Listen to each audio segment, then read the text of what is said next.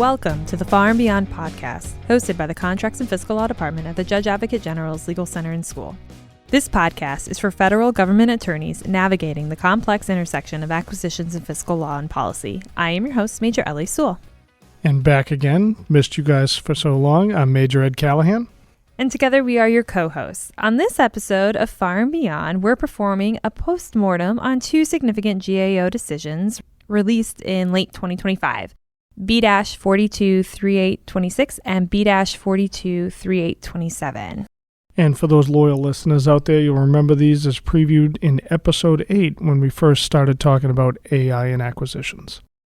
Yes, so these are the cases that involve Ask Sage protests against GSA's OneGov modifications, which provided federal-wide access to OpenAI and Anthropic tools for just $1. And the reason that we're going to talk about this one so quickly is because these didn't actually make it to the merits, did they?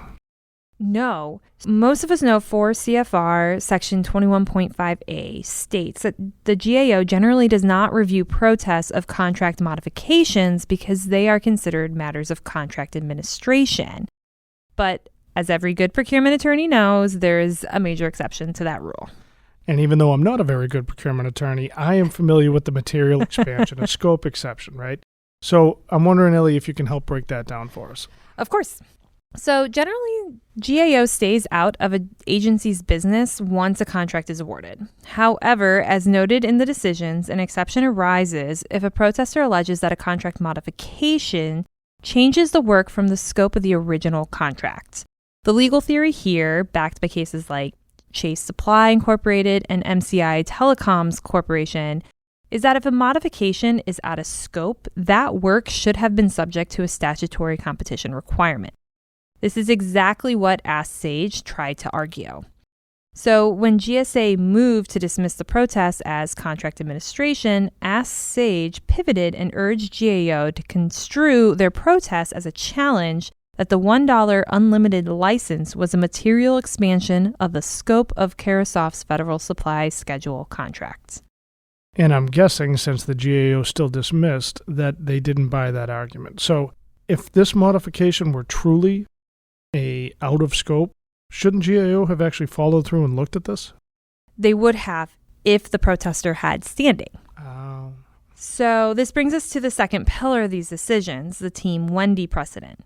This is the standing hurdle that often trips up vendors. So under 4 CFR Section 21.0A1, only an interested party can file a protest defined as an actual or prospective bidder whose direct economic interest would be affected by the award. In the case of Team Wendy LLC, the GAO established a firm rule. A prospective subcontractor or supplier lacks that direct interest and is therefore not an interested party to protest the terms of a solicitation or a modification. But in this case, Ask Sage argued that they already were in the game, right? They pointed out that their own products were listed on the exact same Carasoft FSS contract as OpenAI and Anthropic were. They claimed this put them in the same competitive channel. Is that not enough to be named? So no. The GAO was very clear in citing the Team Wendy precedent. The economic interests of a supplier or a subcontractor, even one on the same schedule, are not the type of direct economic interest that confer standing. Because Ask Sage was a subcontractor to Carasoft and not the prime contractor for the FSS contract being modified, they were legally barred from invoking the out-of-scope exception. All right, so let me try and get this straight. And as everybody can probably tell, I'm a little skeptical about this decision. But even if a modification is a massive, out-of-scope expansion of a contract, a competitor can't challenge it at the GAO unless they have the standing of a prime contractor? Essentially, yes. To challenge the scope of a modification, you must demonstrate your direct economic interest as an actual or prospective offerer for the underlying contract. Since Ask Sage was only a subcontractor supplier to the prime Carasoft, they didn't meet that criteria. It's a double-layered defense for the agency. First, you frame it as a contract administration to trigger the general rule against review. Then, even if the protester tries to use the material expansion as scope exception, you challenge their standing based on Team Wendy if they aren't the prime.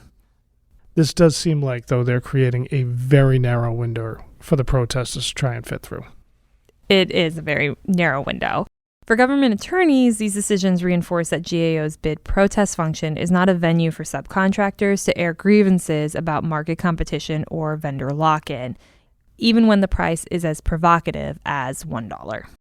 Unless the prime contractor complains or a competitor with direct standing as a prospective prime files, the GAO will keep its hands off the steering wheel of contract administration. That's interesting. So the OneGov deals for OpenAI and Anthropic are safe from these specific challenges. But Ellie, what about the military? Are they just using the same OneGov ChatGPT? So, no, as you've probably heard in the news lately, the Department of War is moving even faster. They just launched a platform called GenAI.mil. This is their AI first hub for military personnel, civilians and contractors. The big news there is that Google Cloud's Gemini for government is the first major tool integrated into it.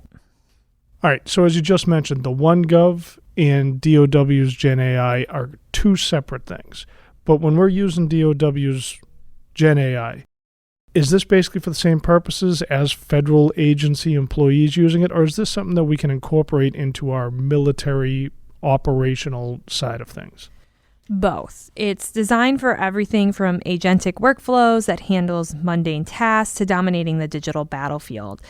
They are very focused on technological superiority. Interestingly, it's already certified for Controlled Unclassified Information, or CUI, and Impact Level 5, IL5, which is a high-level security standard for government data. Well, even though I was skeptical, and I guess I continue to be skeptical about GAO's decision on this one, the good thing, the outcome here, is that it is allowing DOW to start moving at more rapid speeds, trying to keep up with the changes in technology and changes in procedures that we see out in Silicon Valley, which I know is a high priority for CSA and SecArmy. They are. Whether it's GSA's $1 deals for the entire government, so whether you're in the executive, judicial, or legislative branch, or the DOW's GenAI.mil platform, the message is very clear right now. The U.S. government is determined to lead the global AI race. Thank you for joining us today in this episode of Far and Beyond. Please make sure to follow us and subscribe on your favorite podcast platform.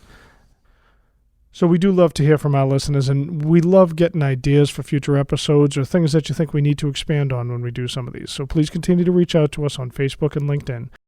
I will be around more frequently. I promise you I didn't just abandon you this whole time. We've had a great slew of guest speakers, but it's nice to be back in the seat.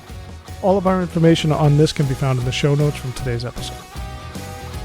The views expressed today are those of the presenters, not that of the Judge Advocate General Corps, the Department of the Army, the Department of the Air Force, or the Department of War.